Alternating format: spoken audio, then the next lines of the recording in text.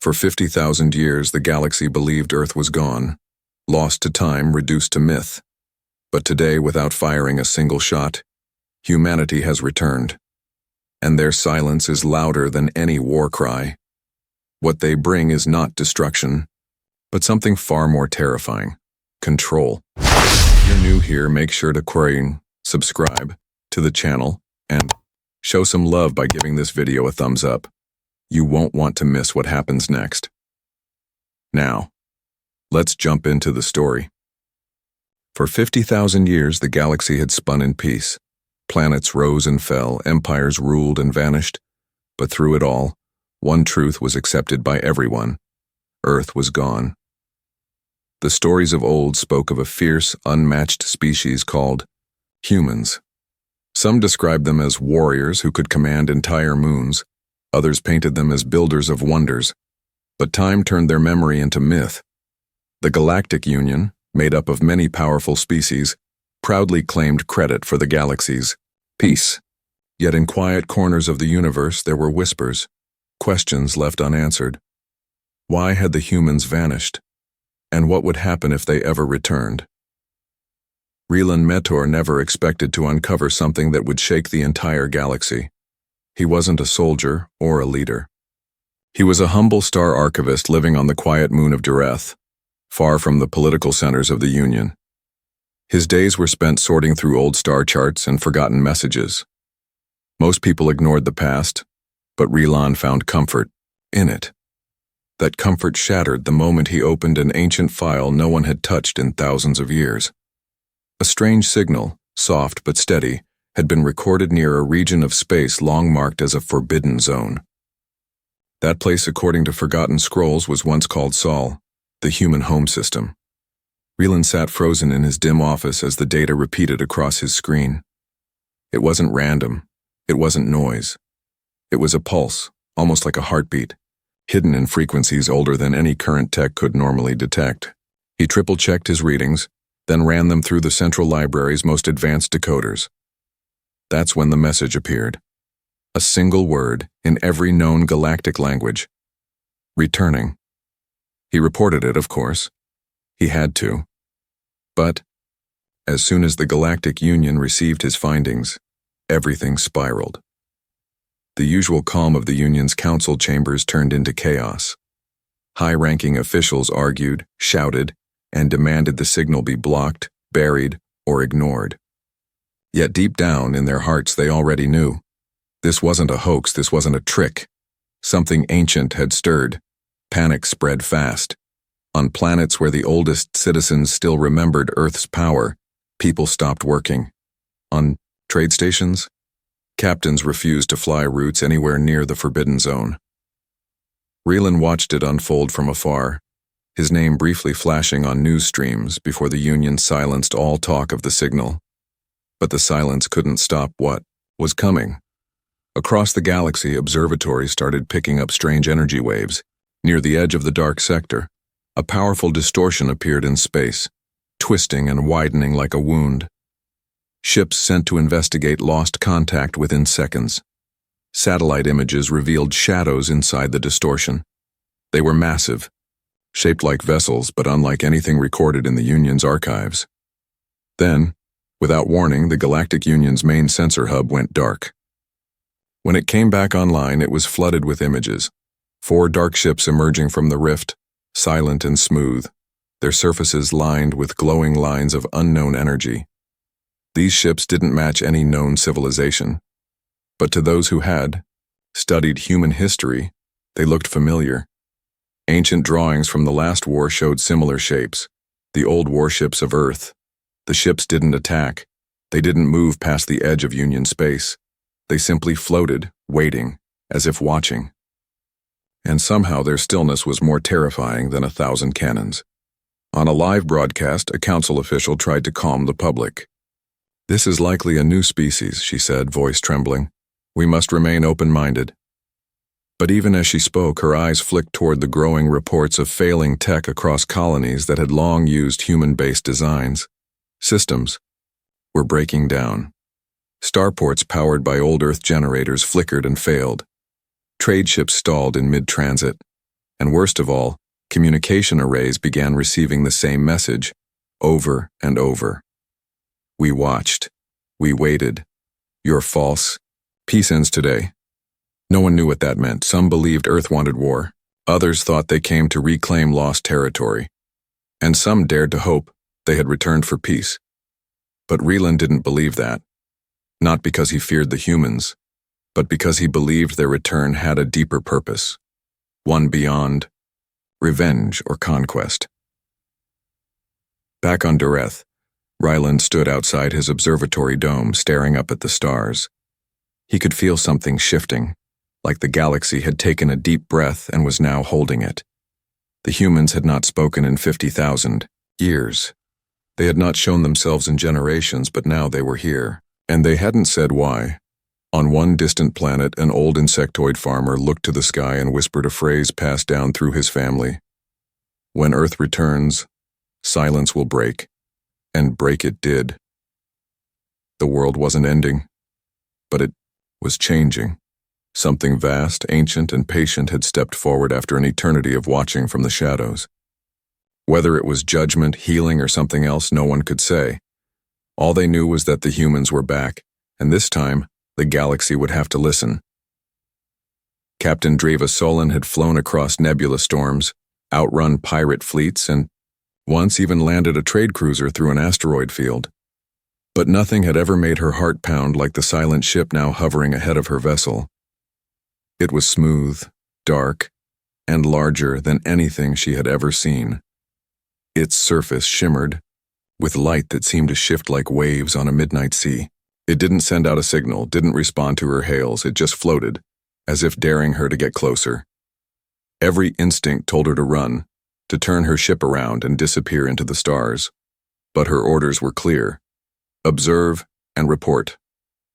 Nothing more. Back in the heart of the galaxy, the Galactic Union was breaking apart behind closed doors. The return of Earth, or at least something claiming to be Earth, had thrown every major system into a storm of fear.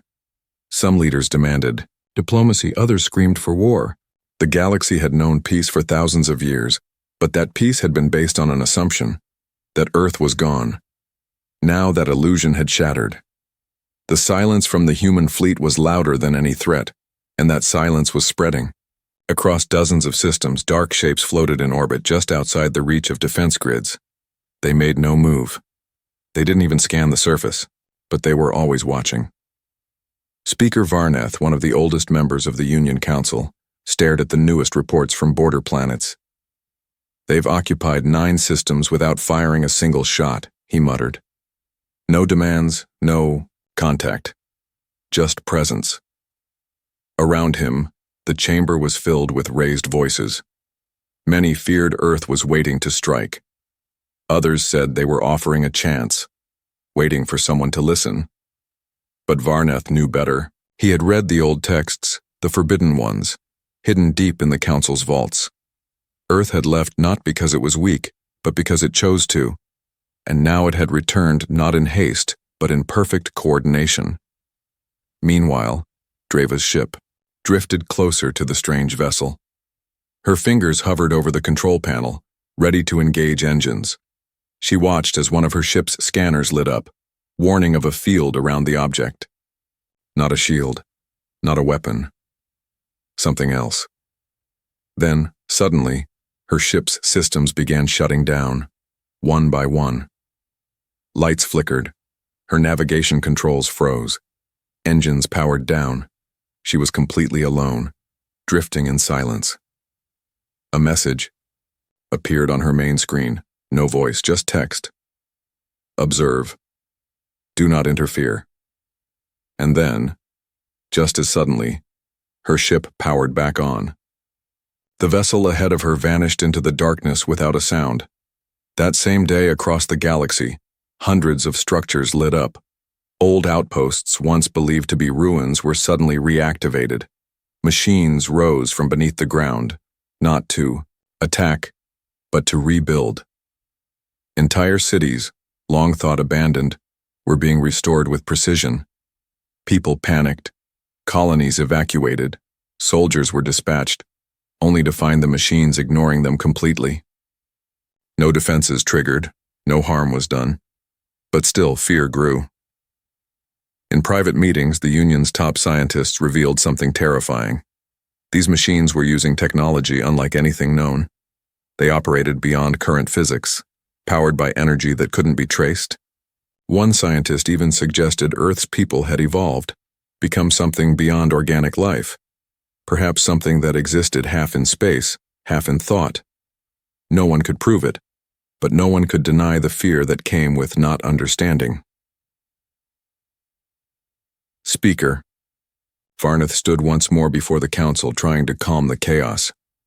"This is not a war," he said. "Not yet. We must try to talk. We must try to understand." But others had already begun preparing fleets. They could not sit still while Earth moved like a shadow across their stars. The fear of being overpowered without warning, without a chance to fight back, was too much for many to bear. Across the known systems, debates turned into arguments. Arguments turned into orders. The Union fractured into different camps. Those who wanted to open communication, those who wanted to strike first, and those who simply wanted to flee. One leader shouted during a broadcast, "We built this galaxy after Earth left. We don't owe them anything." But even as he spoke, reports came in that major starports using ancient human tech had shut down without warning. Entire networks collapsed. Transit routes failed. It was as if Earth had pulled a plug. On a quiet moon orbiting the planet Eldaris, a small group of monks stood before a glowing pillar of light. It had awakened for the first time in 30,000 years. No one understood how it worked or why it had chosen now, but the monks fell to their knees, repeating a prayer thought to be fiction. When the balance tips, the watchers return. Dreva Solon made it back to Union space, shaken and silent. She refused to speak about what she saw except to say one thing. "They didn't attack, they didn't threaten. They just made sure I knew they were in control." And that was enough. The galaxy was no longer the same. The old power had returned, not with fire but with shadow. And every leader now had to decide: fight the storm that was gathering, or face it with open hands. But one thing was certain. Earth was not just back. It had never truly left. Saren Halleck had spent her life studying myths. She was a historian on the floating archives of Relin Station, a quiet place far from the conflicts of politics or war. Most of her peers laughed at her obsession with ancient human stories, calling them legends exaggerated by time. But Saren believed the past was never really gone. It echoed through time, waiting for someone to listen. Now, as news spread that the lost world of Earth had returned, those old echoes were growing louder than ever before. Across the galaxy, panic continued to rise.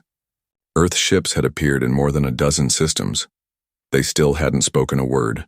They didn't attack, didn't respond to messages, and didn't interfere with daily life. But their presence brought a deep unease. In some places, they began landing on forgotten planets, worlds that had once been part of old star maps but were now little more than dust and stone. What they did there shocked everyone. They didn't destroy. They rebuilt.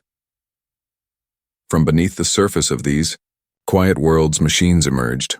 Old human technology, somehow still alive after thousands of years. The machines moved quickly but with care, raising towers, reactivating power lines, and lighting up cities long buried in the sand. These places had been abandoned for generations, but now they shone again, humming with power no one else understood.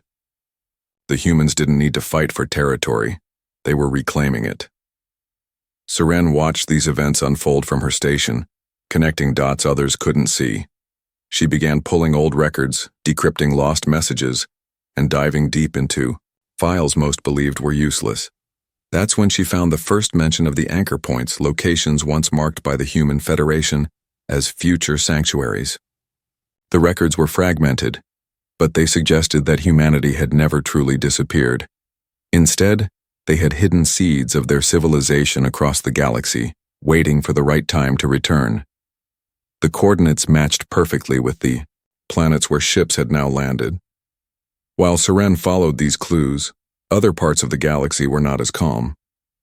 Commander Tralvix, a leader of the Iridon forces, had no interest in history or patience. He believed Earth's silence was a trick, a trap before attack. He gathered 12 of his strongest warships and set course for one of the human vessels orbiting a neutral moon. Tralvix was confident. His ships were the pride of Iridon, armed with dark core weapons and shields built from stolen Earth tech itself. He planned to make an example. The attack never happened. As the Iridon fleet approached, their systems began to fail. One by one, their engines stopped responding. Their weapons wouldn't charge. Even their communication systems went dead. The human ship didn't fire. It didn't move. It simply watched. Then came a voice, not heard through speakers, but inside the minds of every Iridon soldier. Calm, direct, and unmistakably human. You were warned. This is not your war to begin. And with that, the Iridon ships began to break apart. Not in fire, not with explosions, but like dust crumbling from stone. Slowly, without sound, the once mighty fleet dissolved into floating debris. No one understood how it had happened. No one could explain the force that made it possible. But the message was clear. Earth did not need to fight. Their control was absolute. Across the stars, fear turned into awe. Leaders who once called for resistance now sat in silence. What kind of power could do such things? Some suggested it was ancient technology far beyond anything they had seen. Others believed humans had become something more, part machine, part spirit, spread across dimensions. Serene didn't know if those stories were true, but she found something else. A single sentence buried deep in one of the last transmissions from the First Human Federation. We do not seek to rule, only to return balance. It wasn't revenge they were after. It wasn't domination. Earth was rebuilding the parts of the galaxy that had once been theirs, not to conquer but to restore something lost. That idea changed everything. It meant this wasn't the beginning of a war. It was the continuation of a long-forgotten purpose. Still, fear remained. Because balance, while peaceful in idea, often meant great change. And change, especially one this large, always came with risk. People across systems began questioning everything. If Earth had never truly left, how much of their current world had been built on a lie? How much of their technology, their laws, their beliefs were shaped by stolen or misunderstood human creations? Serene stood at the edge of Relin Station looking out into the stars, holding a small memory crystal that held her most recent research. She had requested to speak at the next council meeting. She wasn't a politician, but she knew the truth mattered now more than ever. Earth was not here to destroy. They had already proven that. But they were not here to be ignored either. As she watched one of the dark ships glide silently across the edge of the system, she whispered to herself, "Balance isn't peace. It's truth." And the truth, after 50,000 years, had finally returned. Eland Mar had never spoken in front of a crowd, let alone the Galactic Council. He was a simple star messenger, trained to carry sealed transmissions between systems where signals failed or were too dangerous to send through networks. But today, he stood in the center of the largest hall on the capital world of Henevar, holding a message from the human fleet. He hadn't read it. His training forbade it. But the seal itself pulsed with a strange energy, almost like it was alive. The room was silent as every delegate leaned forward, waiting. When Eland broke the seal, the chamber lights flickered. A clear voice, calm and steady, echoed from the sphere in his hand. The circle must close. Prepare for contact. Across the galaxy, the same message was delivered in dozens of languages on every major world. It appeared on sky displays, in starports, on personal devices. No threats, no demands, just those 7 words. And yet, they carried more weight than any weapon. On Henevar, the council erupted into chaos. No one understood what the message meant. Some feared it signaled war. Others thought it was an invitation. The only thing clear was that it was not random. It had meaning.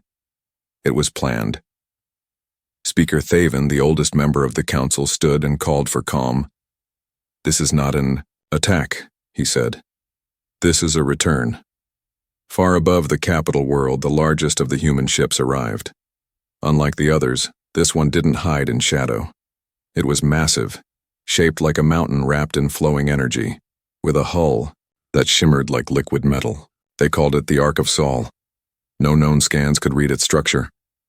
When probes were sent, they failed instantly. Targeting systems refused to lock. It hovered silently, unmoving, casting a quiet shadow over the Council's homeworld. Back, on a distant moon, a historian named Era Nal watched from an observatory carved into ice. She was blind. Her eyes lost decades ago in a reactor accident, but she saw more than most. Her hearing was sharp, her memory sharper. As the message echoed across her monitors, she whispered a line from a forgotten legend. "When the circle returns, the old path will open." It wasn't just poetry, it was prophecy. Era had spent her life decoding myths about Earth's disappearance.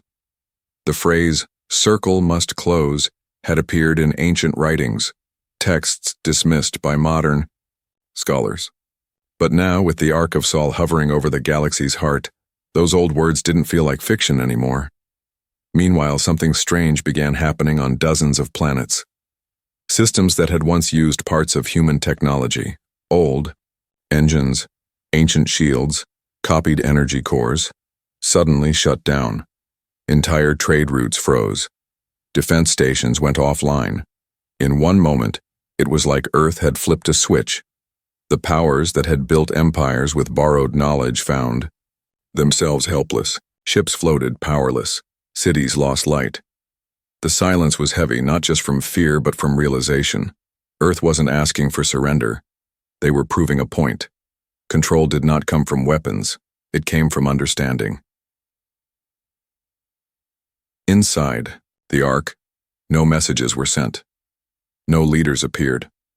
But across the galaxy, human machines activated in unison.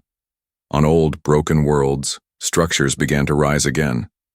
Not monuments of war, but libraries, gardens, halls filled with light. Earth was not taking planets, it was restoring them. Still, the question burned across every world. What did it all mean? On Henevar, panic simmered. General Voss, leader of the defense forces, called for a strike. "We must show them we are not afraid," he said. But his plan fell apart before it began. Every ship launched toward the Ark of Sol failed within seconds, disarmed, disabled, stopped mid-space. Not destroyed, just paused, as if someone had placed a hand on their engines and whispered, "No." The council gathered again, desperate for answers. That's when Seren Halleck appeared, invited to speak after her research on Earth's return gained attention. She stood calmly, holding a small memory crystal. Her voice was soft, but steady. "They are not here to rule," she said. "They are not here to destroy. They are here because we forgot. The balance they speak of is not punishment, it is correction." She explained the ancient concept of the circle, an idea that Earth believed all things were connected. Power without purpose would always fall out of balance. And now, after 50,000 years of watching, humanity had returned to restore that balance, whether the galaxy wanted it or not. At that moment, a final message appeared across every world. Not loud, not shouted, just there. "We are not here to destroy, but we will not be ignored. The galaxy must remember its beginning before it chooses its end." No ships fired, no invasions began. But fear lingered, not of death, but of change. For the first time in living memory, the galaxy was no longer in charge. Earth had come back, with quiet strength, a reminder of what had been lost, and what might still be saved. On the edge of known space, a child looked up at the night sky and asked her father, "Are the humans really back?" He smiled, unsure. "They never left," he said. "They just waited until we were ready to remember." And above them, in the quiet dark, the Ark of Sol watched. not as a conqueror, not as a god, but as a keeper of the circle.